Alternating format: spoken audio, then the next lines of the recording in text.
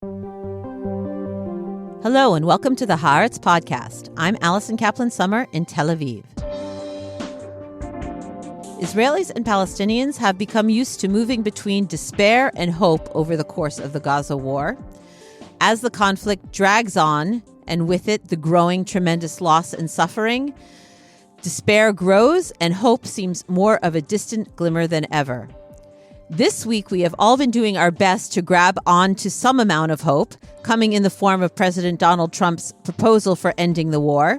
For those of us who are trying to hold on to hope for this country and for the region, a really inspiring film to watch right now is available on multiple online platforms. The film is called The Path Forward, and it spotlights Israeli and Palestinian activists who are determined to break what one of the activists call a cycle of incitement, hatred, violence, revenge, rinse and repeat.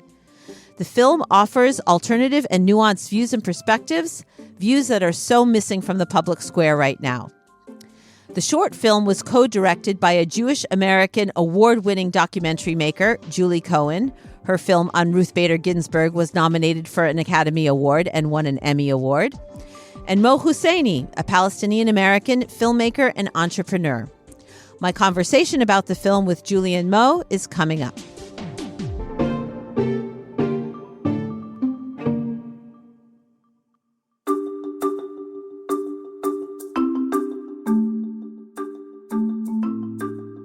Around the world, the fight is on to preserve critical and independent media.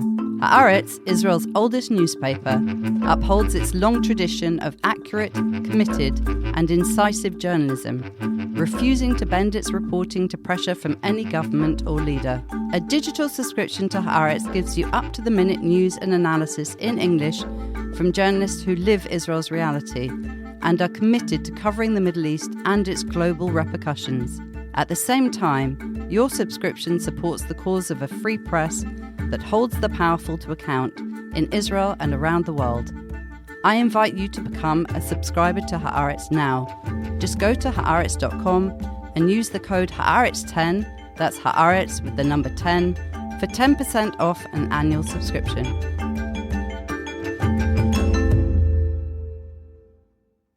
The short film, The Path Forward, showcases Israeli and Palestinian activists after October 7th, determined to break the cycle of incitement, hatred, violence, and revenge.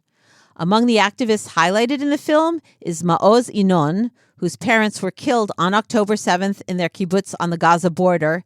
Nearly immediately, Maoz decided to channel his personal pain and loss into activism. I knew that my life has changed dramatically. It's not just what happened to my parents, my childhood friends, Israelis. I knew that a war is just about to happen, and a war that we have never experienced before in our lifetime. So every contact, every bridge, every relationship that I knew that I would be able to build with Palestinians, it's very meaningful. Not just for me, Maoz, as a person, but for the region. Maoz Inon speaks in the film together with his friend Aziz Abu Sarah. He is the Palestinian peace activist, journalist, social entrepreneur, and politician whose brother died of internal injuries after being released from an Israeli jail after a year-long detention for stone throwing. He was inspired by Inon, he reached out to him, and the two became and continue to be a force for change.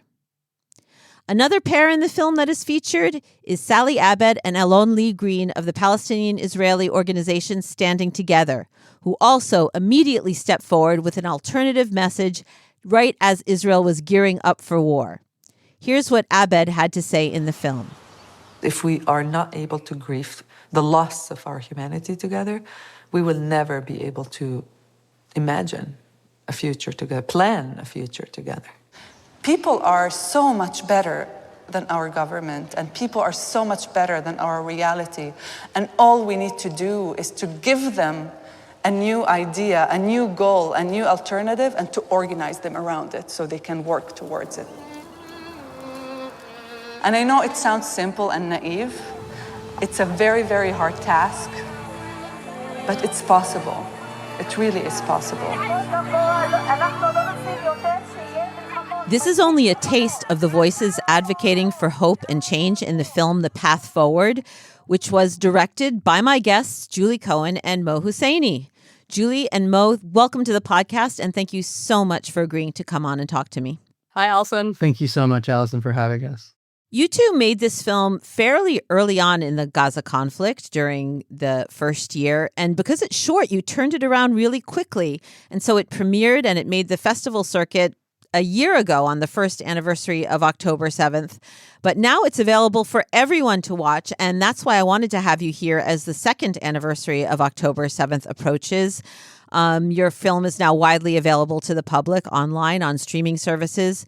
Now there's a slew of October 7th documentaries coming out now, about what happened on that day. And I'm sure another wave is right behind about the war and the toll it's taking on Gaza.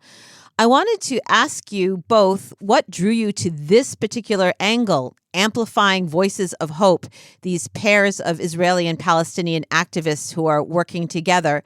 So I'll start with you, Mo. Can you tell us how the project came together?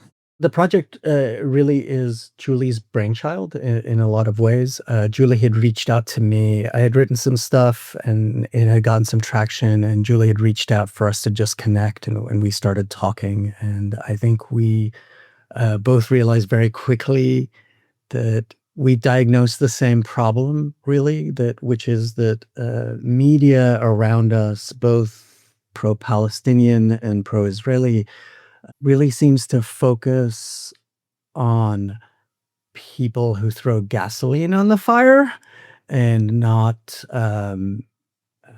Amos Oz has this wonderful line about the order of the spoon, the people who bring even a spoon to throw water on the fire. And I think both Julie and I wanted to do a documentary about people who are trying to bring water to the fire instead of the stories that keep getting highlighted of people who just bring gasoline to the fire. Julie, what drew you to reach out to Mo? I mean, it's really interesting. As a filmmaker, that reaching out was as a filmmaker, but also just as a person. And we very quickly learned that we had very similar reactions to kind of the conversation surrounding the conflict and how unhelpful and even painful it was to listen to almost everything being said. At least in this country, I can't speak to how things are discussed in Tel Aviv or the West Bank or Gaza, but even in the U.S., I kind of feel like closer to the conflict, it might be more understandable that nobody can have a rational conversation. But here we are in New York, in Seattle. And why can't we talk like reasonable human beings? So I've found myself just searching, are there any voices that are talking about this in a different way? And truthfully, one of them was Mo's, who had been writing just some incredible essays. And every time you read something that feels like it's getting at the conflict from a place of wait a second, can we all please view each other as human beings? It felt kind of better. It almost felt like every conversation in the U.S. that was happening about October 7th, about the growing war on Gaza, was raising my blood pressure in a bad way. It was kind of is anyone talking about this in a helpful way? And when I went looking for things, what I found was there was so much of it. How am I not hearing these incredible, helpful voices? Mo across the country had the same experience. And then we had a conversation and we're talking the same way. The whole vibe, which is reflected at the beginning of the film, where we have Jewish Israeli and a Palestinian Israeli citizen holding a banner together at a protest with a quote from Aziz Abu Sarah, who became one of the main characters in our film, that basically is saying, no, don't divide us by who's an Israeli Jew and has a Palestinian. Don't divide us by religion, ethnicity. If you have to divide us between those who want justice, peace, and equality and those who don't yet. And it's like, yes, that's my whole personality right now. and that was Mo's too. And like we're like, let's make a film that's just that personality, not the most new angle like in journalism and films. Everyone's looking for a new angle. This isn't a new angle. Let's find stuff that's helpful and put it together, stuff that's kind of heart opening, and then just weave it all together into a film that's short that people can watch together and then maybe have some at least marginally more productive conversations. Mo, these main figures in your film, the main characters, Aziz Abu Sara, Maoz Inon, Sally Abed, and Alon Lee Green of Standing Together, the groups Women Wage Peace and Women of the Sun, they're fairly familiar to the Israeli public, particularly those on the left. I would say particularly those who read Haaretz on a regular basis. I've interviewed almost everybody in your film. Why did you choose them? And why did you feel it was important to amplify these voices for an international audience, for an American audience? The answer is really easy. Your premise is that these are people who are familiar to Israeli audiences. They are extremely unfamiliar to American audiences. It is hard to overstate the polarization in this country around this issue. It is hard to overstate the almost tribal, pathological inability of folks who are pro-Palestinian or pro-Israeli to just acknowledge the humanity of the other, right? Like, I'm not talking about acknowledging the argument, right? Like, I'm not saying, oh, it's hard for pro-Palestinian people to understand a pro-Israeli argument, right? Like, that to me seems like a graduate level course, right? Like, we'll get there. Here, it seems like people are operating on the assumption that everyone, and I mean everyone on the other side, is, an asshole, is an inhuman, hateful, person who wants to kill all of us.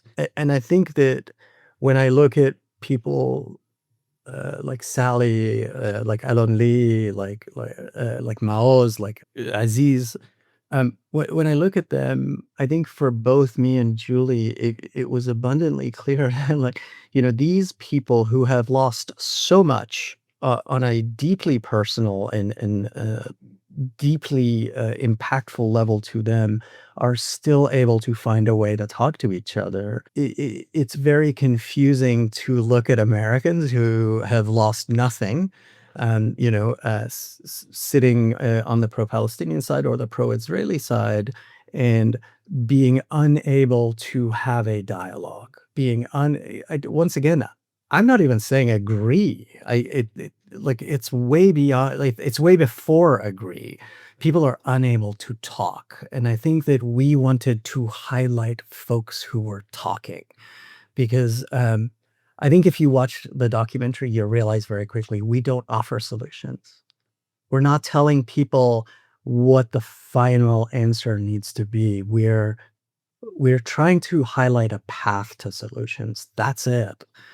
In ways that aren't triggering. And we strongly believe that those paths are people figuring out how to see each other and acknowledge each other and begin to talk. Yeah. So it sounds like it just worked out that we had a Jewish American and Arab American collaborating on a film about Palestinian Israeli citizens and Jewish Israeli citizens working together. Just sort of came that way. That's exactly right. I think a function of that very first phone call or Zoom call that Julie and I had was both of us lamenting the reality that we both knew so many people who were saying and doing the right things, and yet we were not seeing those people highlighted. And it became a really fun and interesting mirror to the story that both of us were coming from these, different religious and ethnic backgrounds. Although one of the funny things that very quickly became apparent as Julie and I started talking is that both of us had very similar kinds of upbringings, if mirrored, if that makes sense. Like we grew up in a very similar sense of how we were kind of taught to look at the situation in general. Yeah, I mean, I would say our working together as a pair wasn't really a coincidence, nor are the people in our film sort of model an approach to how to talk about the conflict in a productive way, and that is to talk in pairs of uh, Jews and Palestinians. Um, I think it's not a coincidence that a lot of the most helpful voices on this subject matter, especially going out to the world, going out to the U.S. and to Europe to talk about the conflict, are talking as a pair and kind of modeling a certain behavior. So it kind of seemed obvious that that should be the vibe and the methodology of the film as well. The reason normally in a short doc, you actually wouldn't have six main characters. That's, quote unquote, too many.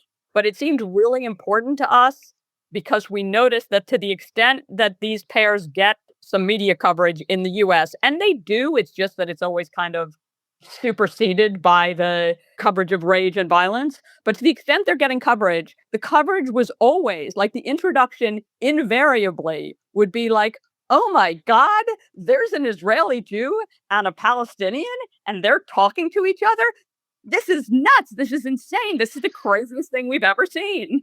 And it just seemed like we wanted to kind of we sort of wanted to give another perspective on that vibe. No, actually, it's happening all the time. You're just not seeing it.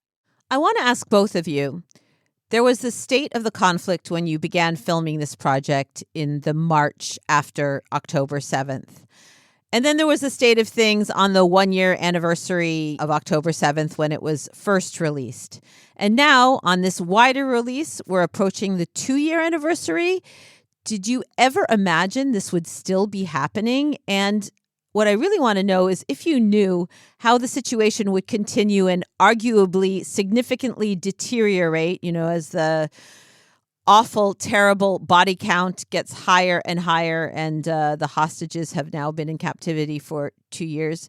Do you still think that you would make something so hopeful? Do you think maybe if you knew what would happen subsequently, you would make something with a harder edge and a sharper political message? I would say that my simple and admittedly a little rose-colored lens answer is yes. And that's not because I'm delusional or I think that, it's simple. I think it's more that Christ, we need hope. Like there's a great line from Nietzsche, which is we have art in order not to die of the truth. And I think there's so many people involved in the various issues around Israel Palestine who are more than happy to tell you about all the terrible outcomes and the lack of hope and the lack of movement and the lack of all of these things that will move us towards the solution. But I'll be honest and say, I did not think it would be a conflict that would end quickly. I grew up in the Middle East as a I'm a naturalized American citizen.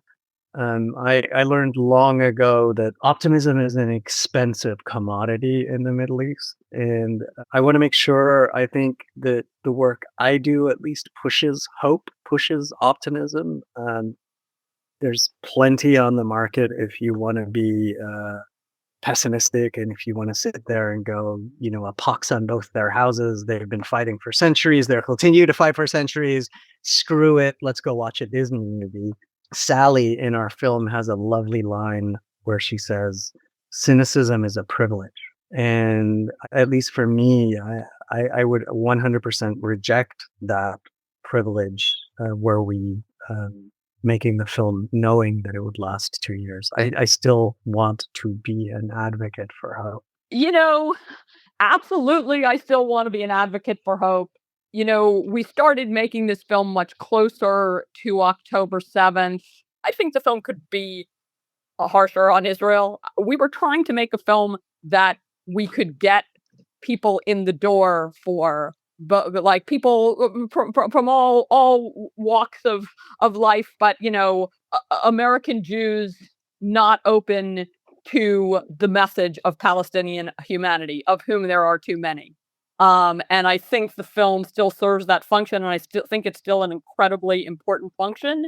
because of, the level of horror that the Netanyahu regime has now risen to, I actually think American Jews are perhaps certainly they became more open to even the message of this film in the course of the time we were making it and subsequently to its release.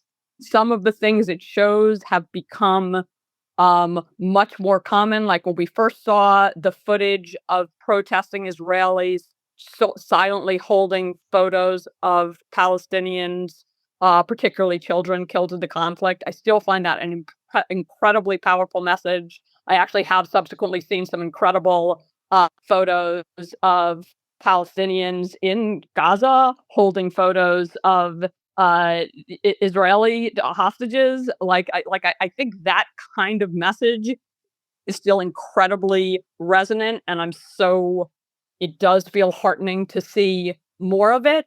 But there's a lot of horror that the film doesn't capture. On the other hand, we're not trying to we went out of our way not to have not only do we not have images of violence in the film. When we show people who have died, we show them alive and smiling and beautiful. I actually think that's a much more powerful way to capture the loss of someone than to see them all wrapped up in a sheet. But we don't even have flags in the film because it's just like that just become it's just too triggering. Like people looking at Israeli flags, Palestinian flags, like we just were trying to create something where people could keep their hearts open for long enough to then see a little bit of the humanity of the other side and then be ready to have a conversation. Just a first step. Truthfully, that first step is still needed and will always be needed. I won't say I didn't anticipate things getting more terrible. I did, but it's still painful to see, and it's almost watching the hopefulness of Aziz and Maoz in particular, who continue to travel the world, spreading their message of peace, love, and hope and justice, which is incredibly beautiful. But it is almost painful to watch in the context of what I will agree with the experts on these matters is now a genocide in Gaza. Mo, one blatantly political question, if I may. Please, of course. I remember really clearly ahead of the election, your open letter to my pro-Palestinian friends, the hard choices facing us this election. It was widely circulated, at least in my circles. It went viral. You were urging Arab Americans not to turn their back on the Democratic Party and Kamala Harris because of their disappointment with President Biden for failing to pressure Netanyahu hard enough to stop the war. You wrote that Trump's track record shows an unwavering commitment to policies that harm Palestinians and further empower right-wing elements in Israel. And in contrast, you said at the time that Harris at least holds the potential for change, even if it's a slim one, that she may not be the ally you want, but Trump has shown he will be the active enabler of every right-wing agenda point that Netanyahu and other hardliners could hope for. 9 months into the Trump administration, do you feel you've been proven right? Do you think that things could have been better with a Democrat in the White House or worse?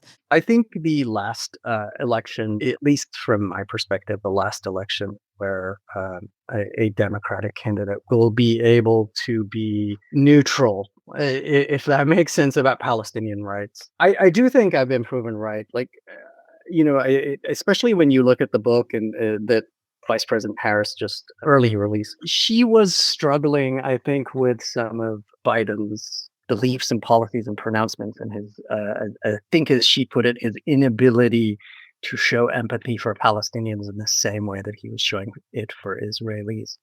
I feel sadly proven right. That said, and I want to be super clear, I think it's important not to blame people who don't vote for a candidate because they don't like that candidate's issues. It is really unfair to stand outside somebody's perspectives and tell them that those perspectives are not important enough to vote against them. And so while I felt strongly that Arab Americans should hold their noses and vote for Harris, despite kind of their beliefs, I also don't blame them for not doing that any more than I would blame a gay person or a trans person for voting in the best interests of their own community, even if that disagrees with the best interests of the community as I see it. I do want to kind of make something very clear. My critique of Biden and my critique of Harris was not a critique that wanted them to be less pro-Israeli. I wanted them to be equivalently pro-Palestinian. And I know for people who want to see the world as binary, that is, an impossibility, right? Like it's a paradox. How can you be pro-Israeli and pro-Palestinian? I think for me, my focus was the people, right? Like, how do you be pro-Palestinian in the sense of the Palestinian people, while also being pro-Israeli in the sense of the Israeli people? To me, that stops being a paradox, because then you can focus on the humanity there, and you're able to make decisions that are about the greater good, right? Like a Benthamite utilitarianism, for lack of a better term, that allows you to go like, look, this may not align with what Hamas wants or what the PA wants or what Likud wants or whatever, but it is good for the Palestinian people. It is good for the Israeli people. That's all I've ever wanted from an American administration, is not partisanship, but a focus on the bigger picture in a way that drives us towards something that looks like peaks, I guess. Mhm. And do you get a lot of pushback for your stand from the progressive community, which you're very much a part of? I guess I would say I'm not important enough, and I mean, I get pushback. I get the occasional shitty email. I think I've lost track of the times that I've been called a Mossad agent, or told that I take money to do Hasbara. And on the flip side, I have many pro-Israeli people reaching out to me and talking about how I'm just a mouthpiece for Hamas or any of these things. I think being in the middle is really hard, because people assume that if you're in the middle, that you are equivocating, or that you are saying that there's some sense of balance, or you're engaging in both sidesism. I'm not, right? Like I can very passionately talk to you about the imbalances, and talk to you about the the inequality of loss and suffering. But in the end, I think we engage in a trauma Olympics. I think that both sides engage in some level of this, and it starts to become, and I apologize deeply for this statement, but it starts to feel like, oh, well, I'll see you a Nakba and I'll raise you a Holocaust, or vice versa. And I know that that's a terrible and somewhat shitty thing to say, but that it is kind of how I see some of the discourse that's happening out there. And I think for me, on a deeply philosophical level, suffering is suffering. And my suffering will never seem smaller than another person's suffering. At best, it will seem equal. And I think until we can get past that, until Israelis can learn to acknowledge and honor Palestinian suffering and realize that that doesn't detract from their own, and until Palestinians can learn to acknowledge Israeli suffering and realize that that doesn't detract from their own, we won't be able to move forward. We are getting tied up in symbolisms and ignoring reality.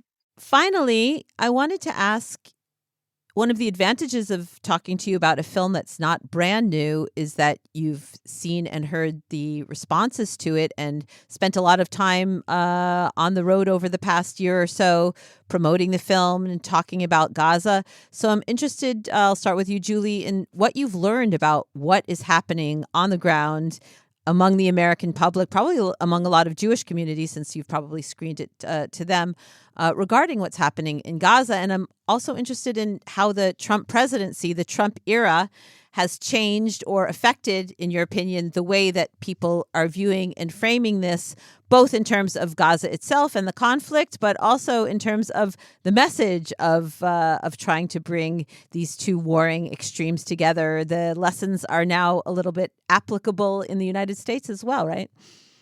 Yeah.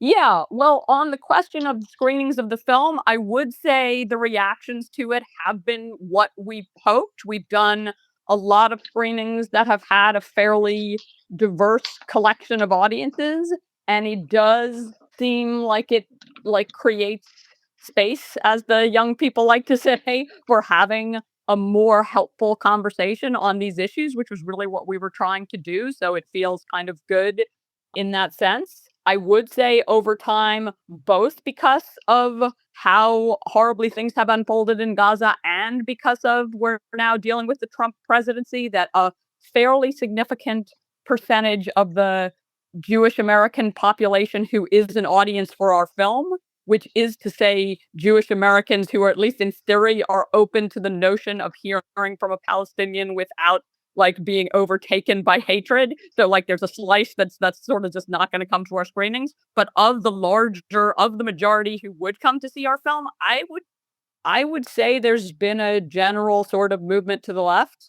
There's been people ready to understand that every criticism of Israel isn't anti-Semitic, which is just a huge, huge problem in this country. I don't know exactly how things play out over there, but the an attempt to kind of change the subject to anti-Semitism, which I don't have great tolerance for. You need to view these issues realistically, and some of the Trump insanity on many issues, but on the Gaza issue in particular, and actually Mo and I were together at doing a screening at the University of Virginia when Trump posted that crazy AI video that was sort of turning Gaza into Vegas or Atlantic City or something.